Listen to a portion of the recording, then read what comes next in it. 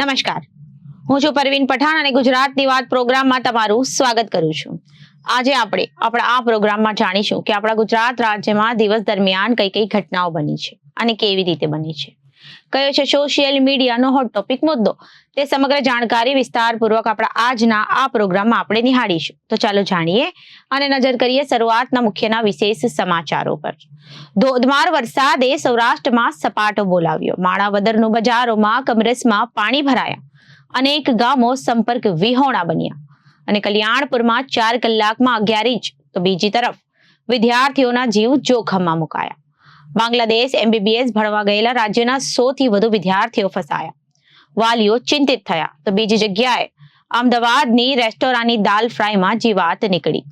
અજીત મિલ 4 રસ્તા city point restaurant. તો બીજી તરફ સુરતમાં cancer surgeon doctor Nikunj Vithlani દ્વારા લાલ દરવાજા ખાતે બેસિલ ઓન્કો કેર હોસ્પિટલનો શુભારંભ કરવામાં આવ્યો. અને બીજી જગ્યાએ GST મુક્ત ખેતી વ્યવસ્થા કરવાની દક્ષિણ ગુજરાતના ખેડૂતોને માંગ કરવામાં આવી. આગામી બજેટમાં ખેત ઓજારો પર GST હટાવવા માંગ કરવામાં આવી રહી છે.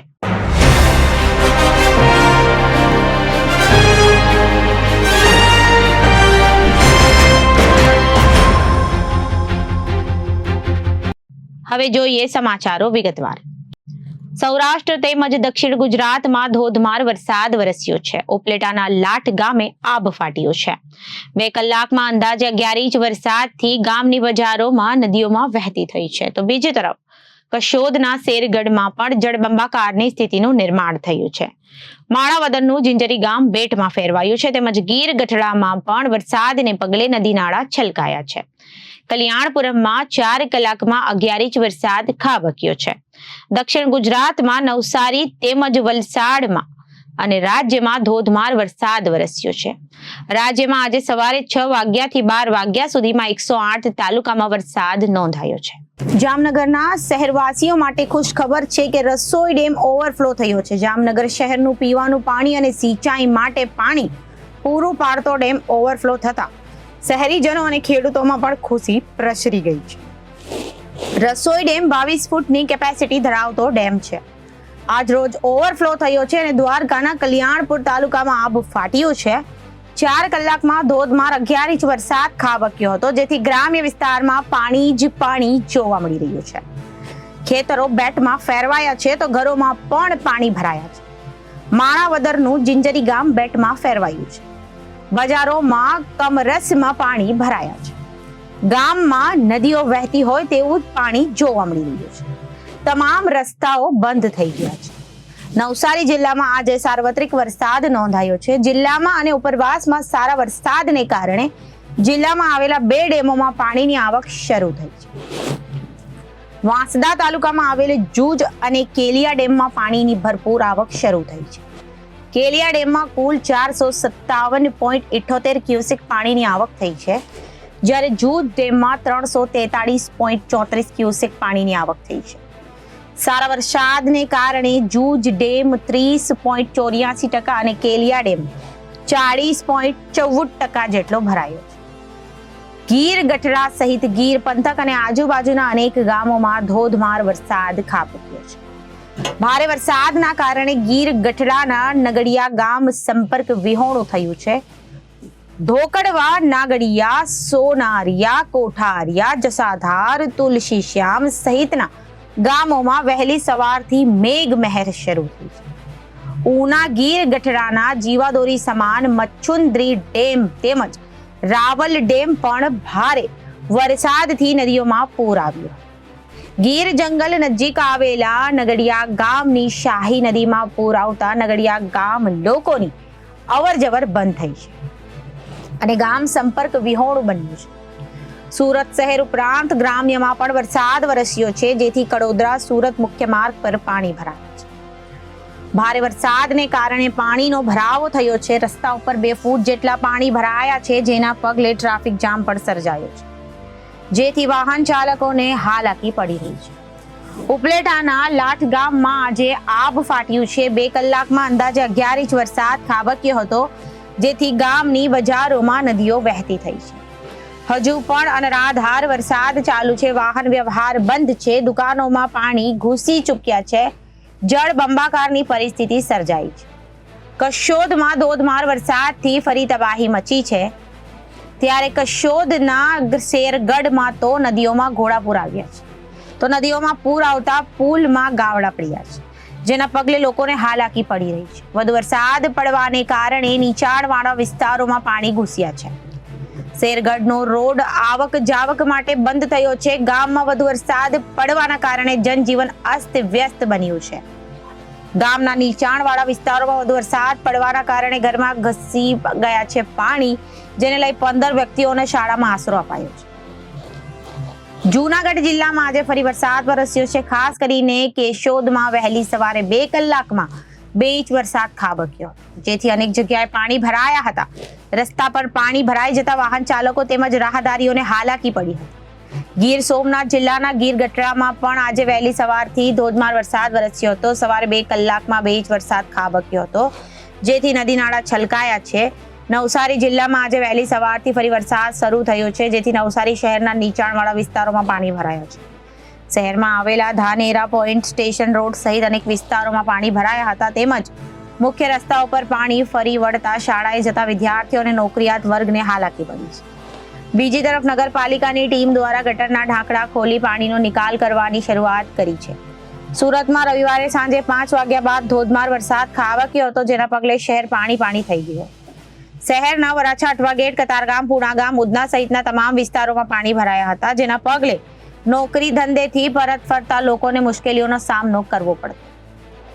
રોડ પર 2 થી 2.5 ફૂટ પાણી ભરાતા વાહનોના રસ્તામાં બંધ થઈ પડ્યા છે. તો સોસાયટીના બેઝમેન્ટમાં પણ પાણી ભરાયા. પાણી ઘરમાં પણ ઘૂસી ગયા હતા.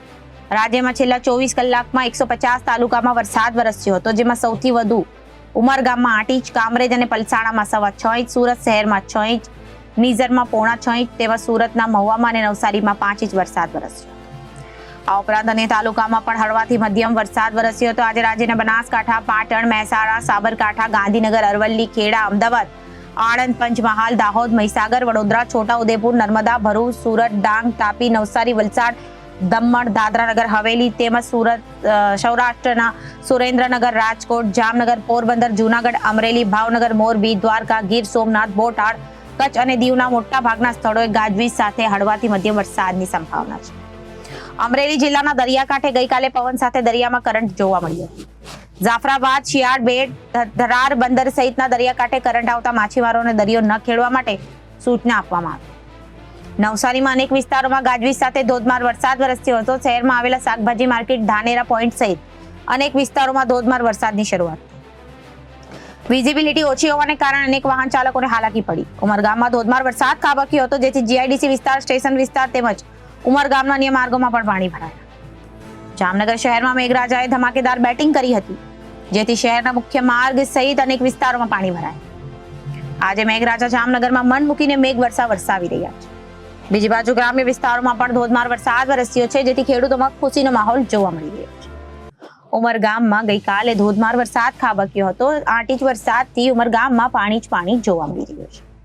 મુખ્ય માર્ગ પર ગુઠર્સમાં પાણી ભરાયા હતા, જેથી રાહદારીઓ તેમજ વાહન ચાલકોને હાલાકી પડી હતી. રાજકોટના ઉપલેટામાં ગઈકાલે બપોર બાદ ધોધમાર વરસાદ વરસ્યો હતો, જેથી રોડ રસ્તા ઉપર વરસાદી પાણી વહેવાની શરૂ થયા. તેમાં નીચાણવાળા વિસ્તારોમાં પાણી ભરાયા હતા. જૂનાગઢના મેંદરડા પંથકમાં ધોધમાર વરસાદ ખાબક્યો, જેથી પાણી જ પાણી થયું. ગઈકાલે સાંભલી ડેમના 9 દરવાજા 4 ફૂટ ખોલવામાં આવ્યા હતા. ઉપરવાસમાં ધોધમાર વરસાદથી ચાલુ ચોમાસે ફરી એક વખત ધેડ પંથકમાં તારાજી સર્જાવવાની આશંકા છે. ધેડ પંથકમાં પસાર થતી સાંભલી નદીમાં રેકોર્ડ બ્રેક પાણીની આવક થઈ છે. જૂનાગઢના રવિવારે ફરી વરસાદ વરસ્યો હતો, જેથી શહેરના મુખ્ય રસ્તાઓ પર પાણી ભરાયા. જૂનાગઢમાં મજેવડી ગેટથી સુરત રેલવે સ્ટેશન જતા રોડ પર પાણી ફરી વળતા વાહન ચાલકોને હાલાકી પડી. જૂનાગઢમાં આજે 1.5 ઇંચ વરસાદ વરસ્યો હતો. સરકારી નોકરીઓમાં અનામત મામલે બાંગ્લાદેશમાં હિંસા ફાટી નીકળી છે. વિરોધ પ્રદર્શનના પગલે 19 જુલાઈ રાતથી સમગ્ર દેશમાં સરકારે કર્ફ્યુ લાદી દીધો છે. હિંસા પોલીસના નિયંત્રણ બહાર જતા સુરક્ષાની જવાબદારી સેનાને સોંપવામાં આવી છે, જેથી ભારતીય વિદ્યાર્થીઓ ત્યાં ફસાયા છે. મીડિયા રિપોર્ટ મુજબ દેખાવકારો અને સેના વચ્ચેની અથડામણ અત્યાર સુધી 130 થી વધુ લોકોના મોત નીપજ્યા છે. આ હિસાબે ખાસ કરીને ગુજરાત અને ભારતમાંથી બાંગ્લાદેશના વિવિધ શહેરોમાં ઉચ્ચ અભ્યાસ કરવા ગયેલા વિદ્યાર્થીઓના જીવ જોખમમાં મુકાયા. અમદાવાદ દાણી લીમડામાં રહેતા ઝફર શેખ દીકરા ઝિયાન 1 મહિના પહેલા જૂન 2024માં university of Dhaka Surat affiliated ખુલના શહેરની આદીન અકીઝ મેડિકલ કોલેજ AMCમાં MBBS નો અભ્યાસ કરવા પ્રવેશ મેળવ્યો. 4 દિવસથી મોબાઈલ નેટવર્ક અને ઇન્ટરનેટ સુવિધા સ્થગિત કરી હોવાથી કોલ થઈ રહ્યા નથી. લોકલ ઇન્ડિયન નંબર ઉપર માત્ર SMS થી સંપર્ક થઈ રહ્યો છે. ગુજરાત સરકાર પાસે બાંગ્લાદેશ ભણવા ગયેલા વિદ્યાર્થીઓની કોઈ નોંધણી નથી, પરંતુ બાંગ્લાદેશની વિવિધ કોલેજોમાં ગુજરાતના 100 થી વધુ વિદ્યાર્થીઓ ફસાયેલા હોવાનું જાણવા મળ્યું. ભાજપ અનુસૂચિત જાતિ મોરચા ગુજરાત પ્રદેશના હોદ્દેદારો અરવિંદ કતપરાએ બાંગ્લાદેશમાં ફસાયેલા ગુજરાતી વિદ્યાર્થીઓ માટે સાંસદ S જયશંકરને ફોન કરી મદદ માંગી હતી. ટેક્સ્ટ મેસેજના માધ્યમથી ફસાયેલા વિદ્યાર્થીઓ સાથે વાત કરવામાં આવી. બાંગ્લાદેશમાં ફસાયેલા ગુજરાતી વિદ્યાર્થીઓ સાથે વાત કરવામાં આવી અને ઇન્ટરનેટ વોઇસ કોલ થઈ શકતા નથી, માટે વિદ્યાર્થીઓ સાથે SMS ના માધ્યમથી વાત કરી તેમની સ્થિતિ જાણવા પ્રયાસ કર્યો. વિદ્યાર્થીઓ જણાવ્યું હતું કે અમે બાંગ્લાદેશ છોડવાનો પ્રયાસ કરી રહ્યા છીએ, પરંતુ દરરોજ કોઈને કોઈ અવરોધ આવી જાય છે અને અમે ગુજરાત પરત ફરી શકતા નથી. ચારે તરફ કર્ફ્યુનો માહોલ છે. હિંસામાં લોકો મોતને ભેટી રહ્યા છે. ડરનો માહોલ ફેલાયો છે. ઇન્ટરનેટ સુવિધા પણ બંધ છે. પરિવાર સાથેનો સંપર્ક છૂટી ગયો અને ઢાકાની કોલેજમાં કેટલીક છોકરીઓ ફસાયેલી છે. રાજ્યમાં ખાણીપાણીની વસ્તુઓમાં જીવાત નીકળી હોવાના બનાવો સતત સામે આવી રહ્યા છે. ત્યારે અમદાવાદના રખિયાલ વિસ્તારમાં વધુ એક એવી જ ઘટના બની છે. જાણીતું રેસ્ટોરન્ટ વિવાદમાં સપડાયું છે. રેસ્ટોરન્ટમાં ગ્રાહકને પીરસવામાં આવેલ દાલ ફ્રાયમાંથી વાંધો નીકળતા વિવાદ વકર્યો હતો. અમદાવાદ શહેરની વધુ એક જાણીતી રેસ્ટોરન્ટ વિવાદમાં સપડાઈ છે. રખિયાલ વિસ્તારમાં અજીત મિલ 4 રસ્તા પાસે આવેલી સિટી પોઈન્ટ સેન્ટરમાં ગ્રાહકને પીરસવામાં આવેલ દાલ ફ્રાયમાંથી વાંધો નીકળ્યો. આ કારણે હોટેલ મેનેજમેન્ટ અને ગ્રાહકો વચ્ચે જોરદાર વિવાદ થયો. ગ્રાહકના આરોપ મુજબ પારિવારિક કાર્યક્રમ માટે સિટી પોઈન્ટ રેસ્ટોરન્ટમાં હોલ અને જમવાનું બુક કરવામાં આવ્યું, પરંતુ કાર્યક્રમ દરમિયાન જમતા સમયે લોકોને પીરસવામાં આવેલ દાલ ફ્રાયમાંથી વાંધો નીકળ્યો. કોકરોચ નીકળતા આ બાબતે જ્યારે હોટેલ મેનેજમેન્ટને જાણ કરવામાં આવી તો તેમણે ગોળ જવાબ આપ્યો. ગ્રાહકે આરોપ લગાવ્યો કે રેસ્ટોરન્ટમાં AC પણ બંધ હતું, જેના કારણે લોકોને ભારે હાલાકી વેઠવી પડી હતી. આ મામલે ફરિયાદ કરાઈ છતાં પણ સમસ્યાનું નિરાકરણ કરાયું નહીં હતું. રેસ્ટોરન્ટ ધારકો સ્વચ્છતામાં બેદરકારી રાખતા હોવાનો અને ગ્રાહકોને આરોગ્ય સાથે ચેડા કરવા હોવાનો આરોપ ગ્રાહકોએ લગાવ્યો. આ ઘટનાનો એક વિડીયો પણ સામે આવ્યો હતો. જો કે આ ઘટના બાદ લોકોમાં સવાલ છે કે કેમ આટલા બનાવો બનવા છતાં પણ AMC નું આરોગ્ય વિભાગ નિષ્ક્રિય છે. શહેરનું આરોગ્ય વિભાગ ક્યારે તેની ઘોર નિંદ્રામાંથી જાગશે? શું આરોગ્ય વિભાગ કોઈ મોટી દુર્ઘટનાની રાહ જોઈ રહ્યું છે? લોકોના આરોગ્ય સાથે ચેડા કરતા બેદરકારો સામે કાર્યવાહી ક્યારે કરવામાં આવશે? લોકોના જીવન સાથે રમતા આવા બેદરકારો પર કોની રહેમ નજર છે? હા ભાઈ બોલો, શું નામ છે તમારું? મારું નામ ચાવડા લેનિન છે. હું બાપુનગરમાં જ રહું છું અને મારા મોટા ભાઈનો અહીંયા બેબી શાવરનો પ્રોગ્રામ હતો અને અમે જ્યારે આવ્યા ત્યારે ટોટલી સંપૂર્ણ AC બંધ હતા અને પછી મેનેજર જોડે વાત કરી તો મેનેજરે કીધું કે ટેકનિકલ પ્રોબ્લેમના કારણે AC બંધ છે. તો ટોટલી પબ્લિકનો અમારો ફ્લો ચાલુ થઈ ગયો હતો, પણ જબરજસ્ત ગરમી હતી તો પણ અમે આ ઉપરના મેનેજરને વાત કરી તો પણ કોઈ કમ્પ્લેન્ટનો નિકાલ ના આવ્યો. અને અહીંયાના બધા ટોટલી બાપુનગર છે, ગોમતીપુર છે, રખિયાલ છે, અમરાઈવાડી છે, ટોટલી બધા અહીંયા મેન સેન્ટરમાં અહીંયા ઘણી વખત આ હોટલમાં અમે લોકો આવ્યા છીએ, પણ વારંવાર આ હોટલની આ જ તકલીફ હોય છે કે ભાઈ AC બંધ છે અને ટેકનિકલ ખામી છે, પૈસા પૂરા લે છે, સર્વિસના નામે એકદમ ભંગાર સર્વિસ છે. અને એ તો સમજ્યા તો બી આ લોકો પેમેન્ટ બી અમારી જોડે કેશ માંગે છે કે ભાઈ તમને GST બચાવવો હોય અમને કેશ પૈસા આપો, ચેકથી અમે લઈશું નહીં, ઓનલાઈન અમે નહીં લઈએ. એટલે મતલબ તમે કેશ પૈસા આપો તો GST માફ? GST માફ. અચ્છા. એટલે એ બી કરે છે. અને આજે તો હદ થઈ ગઈ કે જે અત્યારે જે ચોમાસામાં જે રોગચાળો ફાટી નીકળ્યો છે અને ચાંદીપુર બાળકોનો જે રોગ બી ચાલી રહ્યો છે એમાં ફૂડની પણ આ લોકો એકદમ બેદરકારી છે, જેમાં ફૂડમાં પણ 2 વખત 2 અમારા જે મહેમાનો હતા એમના ફૂડમાં દાળમાં આ જીવાતો અને મરેલા બંદા પણ જોવા મળ્યા. તો પણ અમે મેનેજરને કીધું તો કે ભાઈ એમાં શું થઈ ગયું, એમાં તો કે આટલું મોટું કામ છે તો આવી શકે ને એવી બધી અલગ વાતો કરે છે. અને અહીંયા અમારા બીજો પ્રસંગ છે, આની પહેલાં બી આવા પ્રસંગમાં આવા બનાવ બનેલા છે અને આજે અમારા ઘણા બધા મહેમાનો આ વાત સાંભળીને જમ્યા વગર પાછા જતા રહ્યા છે. એટલે મારી એ જ અરજી છે કોર્પોરેશન ખાતાને કે તમે ફૂડ ખાતાને અહીંયા મોકલો અને આ હોટલની ટોટલી ચકાસણી કરો કે આ ફૂડ પોઈઝનિંગ થઈ શકે છે બાળકોને. અહીંયા ઓછામાં ઓછા 150થી ઉપર બાળકો આવ્યા હતા. એ લોકોના મા બાપો એમને જમવા નથી દીધા ને ઘરે જતા રહ્યા છે. એટલે અમારા પ્રસંગની તો પૈસા તો ઠીક છે, પણ અમારો પ્રસંગ જે અમે કહેવાય ને કે અમારો આખો પરસેવાનો જે પૈસો જે અમે આ લોકોને આપીએ છીએ ને સર્વિસના નામે અમને આવી જે કહેવાય ને કે એકદમ બોગસ થર્ડ ક્લાસ સર્વિસ આપે છે. એસી તો વારે ઘડે જેટલી વખત બી અહીંયા આવીએ, અમારો આ ચોથો પ્રોગ્રામ છે, પણ ચોથા પ્રોગ્રામમાં એસી સંપૂર્ણ રીતે બંધ હોય છે. અને જ્યારે પૂછે ત્યારે એક જ વસ્તુ કે ભાઈ ટેકનિકલ ખરાબ છે, લોડ વધારે છે, આમ છે, એટલે એસી બંધ છે. વારંવાર આ તકલીફ. તમે કોઈ કમ્પ્લેન કરી કોર્પોરેશનમાં? અમે કોર્પોરેશનમાં કમ્પ્લેન કરી છે, પણ હજી સુધી કોઈ કમ્પ્લેનના માણસો આવ્યા નથી. કેટલો સમય થયો કોર્પોરેશનમાં કમ્પ્લેન કરે? એનો 2 કલાક જેવો સમય થયો છે. અને એક આ મેસેજ આવ્યો છે કોર્પોરેશનનો, એવું કહેવાય છે કે આ હોટલના જે મેનેજર છે એનું સેટિંગ ચેક ઉપર સુધી છે. એટલે કે કોઈ તમે ગમે તેને ફોન કરો પણ કંઈ નહીં થાય કે અમે આગળ વાત કરી છે ને એવું બધી વાતોની ચર્ચા કર્યા કરે છે. એટલે મારે કોર્પોરેશનને સરકારને એટલી જ અરજી છે કે આવા જે આ લોકો ફૂડના નામે ને જે બાળકોને જે રોગચાળો ચાલી રહ્યો છે અત્યારે એનું કોઈ સરકાર ધ્યાન આપે. અને અમે કમ્પ્લેન કર્યા પછી 2 કલાક સુધી ખાલી મેસેજ જ આવ્યો છે, કોઈ માણસો આવ્યું નથી. સુરત શહેરના જાણીતા cancer surgeon doctor Nikunj Vithlani દ્વારા આજે લાલ દરવાજા રિધમ હાઉસ 3જા માળે basil onco care and research institute private લિમિટેડનો શુભારંભ કરવામાં આવ્યો છે. આ પ્રસંગે ગૃહ રાજ્યમંત્રી હર્ષ સંઘવીએ હોસ્પિટલની મુલાકાત લઈ શહેરીજનોને સારી અને આધુનિક ચિકિત્સા આપવા માટે શુભેચ્છા પાઠવી હતી. ગૃહ રાજ્યમંત્રી હર્ષ સંઘવીએ હોસ્પિટલની મુલાકાત લઈ શહેરીજનોને સારી અને આધુનિક ચિકિત્સા આપવા માટે શુભેચ્છાઓ પાઠવી હતી. ડોક્ટર નિકુંજ વિઠલાની કેન્સર સર્જન તરીકે સુરતમાં છેલ્લા 15 વર્ષથી કાર્યરત છે. ભારત કેન્સર હોસ્પિટલ તેમજ બેઝિલ ઓન્કો મજુરાગેટ ખાતે સેવા આપી રહ્યા છે. વરાછા કતારગામ, અમરોલી જેવા વિસ્તારમાં રહેતા સૌરાષ્ટ્રવાસીઓ તેમજ પર્વત પાટિયા જેવા વિસ્તારમાં રહેતા કેન્સરના દર્દીઓને નજીક પડે તે માટે આજથી ડોક્ટર નિકુંજ વિઠલાની દ્વારા બીજી શાખા લાલ દરવાજા ખાતે શરૂ કરવામાં આવી છે. લાલ દરવાજા રિધમ હાઉસ 3જા માળે શરૂ કરવામાં આવેલ onco care and research institute private limited અંગે વાત કરતા ડોક્ટર નિકુંજ વિઠલાનીએ જણાવ્યું હતું, અહીં કેન્સરની બધી જ જટિલ સર્જરીઓ થઈ શકશે. આ નવા હોસ્પિટલમાં 20 બેડની સુવિધા ઉપરાંત 2 અત્યાધુનિક ઓપરેશન થિયેટર કાર્યરત છે. તે ઉપરાંત અહીં special cancer rehabilitation centre, dental centre, physiotherapy centre મળી ફૂલ ફેઝ કેન્સર હોસ્પિટલ છે. આ વિસ્તારમાં કેન્સરથી પીડિત લોકોએ કેન્સરની સારવાર માટે આ હોસ્પિટલનો જરૂર લાભ લેવો જોઈએ. કેન્સર સર્જન ડોક્ટર નિકુંજ વિઠલાનીએ જણાવ્યું હતું કે આજ સુધી તેઓ 50,000થી વધુ દર્દીઓને સુખી કરવામાં મદદરૂપ થયા છે. 30,000થી વધુ કેન્સરની સર્જરીઓ કરી છે. ડોક્ટર વિઠલાનીએ જણાવ્યું હતું કે તેમની પ્રેક્ટિસ દરમિયાન મોટાભાગના દર્દીઓ મોઢાના કેન્સર અને બ્રેસ્ટ કેન્સરના દર્દીઓ આવતા હતા.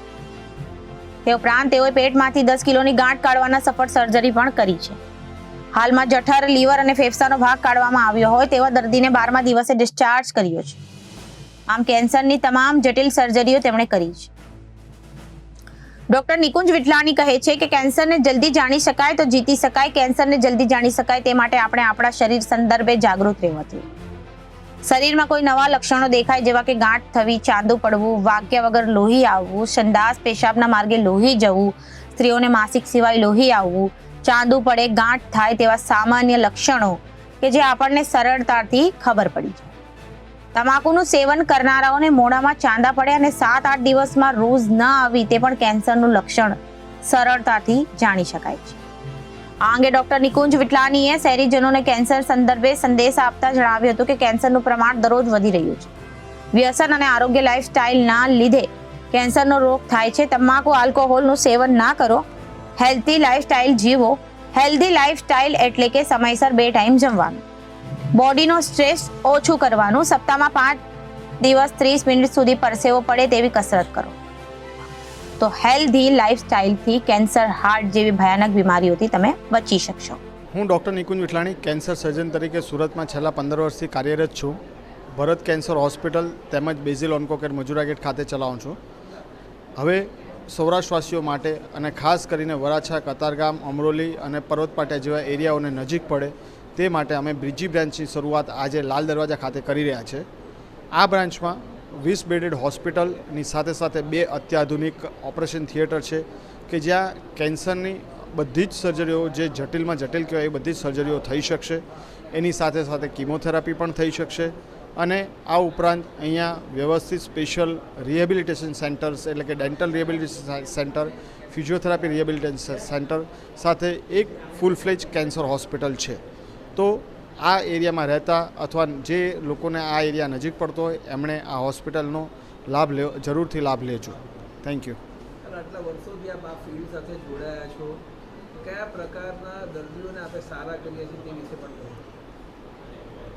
આમ તો અત્યાર સુધીમાં એમ કહું, મેં મારા કોર્ટમાં લખ્યું છે એ પ્રમાણે કે મોર દેન 50,000 પેશન્ટ્સ હેપી પેશન્ટ્સ છે. મારા નંબર ઓફ સર્જરીઝ કહું તો લગભગ 30,000થી કરતાં વધારે સર્જરીઓ થઈ ચૂકી છે અને મોટાભાગના દર્દીઓ આપણા પાસે મોઢાના કેન્સરના, બ્રેસ્ટ કેન્સરના આવતા હોય છે. પણ આ ઉપરાંત ઘણી બધી એવી સર્જરીઓ પણ કરી છે, જેમ કે પેટમાંથી લગભગ 10 કિલોની ગાંઠ કાઢવામાં આવી છે, જેની પણ મીડિયાએ બહુ સારી રીતે નોંધ લીધેલી હતી. આ ઉપરાંત હમણાં જ એક સર્જરી કરી છે જે ક્વાઇટ અનયુઝ્યુઅલ કહેવાય કે જઠરની પાસેથી આવતું ઇવિંગ સાર્કોમા, કે જે જઠર, લીવર, ફેફસાનો ભાગ આ બધા જ ઓર્ગનનો ભાગ સાથે કાઢવામાં આવે છે અને પેશન્ટ આજે 12મા દિવસે મેં ડિસ્ચાર્જ કર્યું છે. એટલે જટિલમાં જટિલ સર્જરીઓ કહેવાય એ સર્જરીઓ બધી જ આપણે કરતા હોઈએ છીએ. આના સિમ્પટમ્સ કયા હોય છે, કેવી રીતે તમારો સંપર્ક કરી શકીએ એ વિશે પણ આપ કહો. કેન્સરમાં હું બધાને જ કહેતો હોઉં છું કે જો જલ્દી જાણી શકાય તો જ જીતી શકાય. તો કેન્સરને શું જલ્દી જાણવું શક્ય છે? તો હા, કેન્સરને જલ્દી જાણી શકાય તેમ છે. એના માટે આપણે સિમ્પટમ્સથી અવેર રહેવા જોઈએ.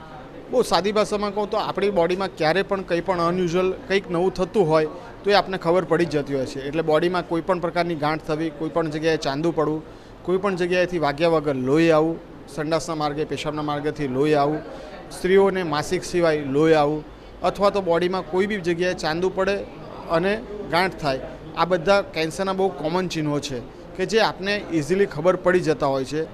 ખાસ કરીને જે લોકો તમાકુનું સેવન કરે છે અને એમને મોઢામાં ચાંદા પડે, જે 7-10 દિવસમાં રૂજ ના થાય, તો એ પણ એક કેન્સરનું ચિહ્ન હોઈ શકે. એટલે આવા નાના નાના પોઈન્ટ્સ છે કે જો આપણે ધ્યાન રાખીએ તો આપણે કેન્સરને જલ્દીથી જાણી શકીએ તેમ છીએ.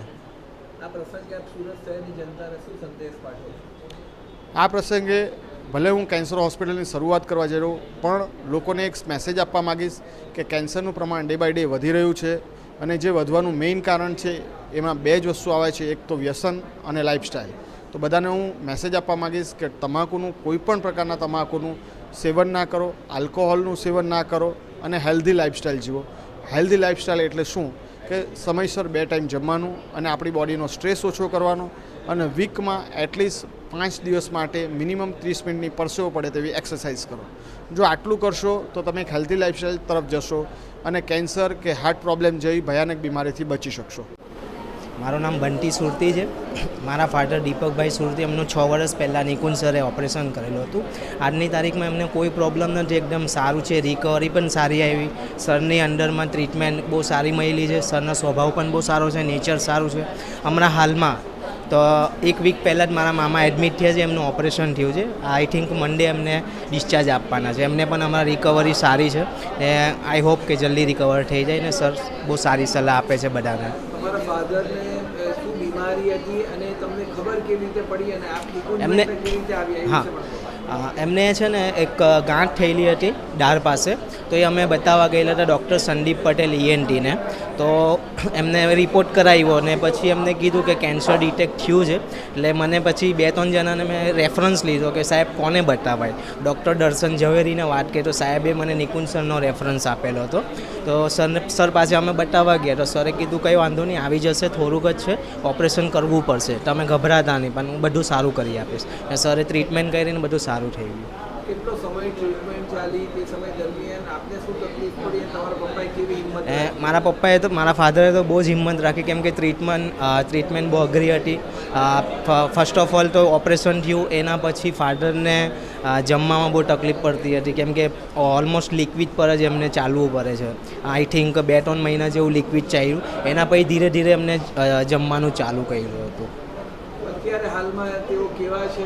એકદમ ફિટ છે ને હમણાં હાલમાં રિટાયરમેન્ટ પછી બી મારા ફાધર રિક્ષા ચલાવે છે.